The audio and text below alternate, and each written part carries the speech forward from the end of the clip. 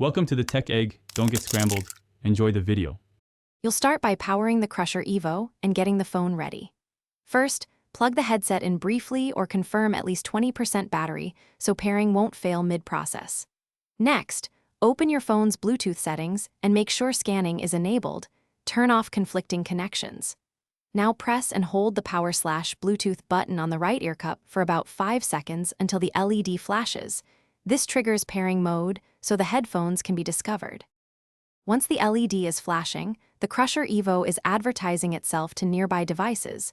You should see it listed on your phone as Crusher Evo or similar. Tap that entry to initiate pairing, and when a confirmation prompt appears, accept it so the phone and headset exchange credentials. Make sure media audio is enabled so music and calls route correctly. After acceptance, you'll hear an audio cue confirming the connection. If you don't, retry selecting the device in You've paired the Crusher Evo. Now verify operation. Play a brief audio clip and adjust headset and phone volume so you hear clear sound and bass.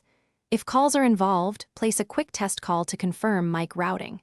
If pairing fails, choose Forget on your phone for the Crusher entry, then reset the headphones and repeat pairing mode. This clears previous pairings that can block connection.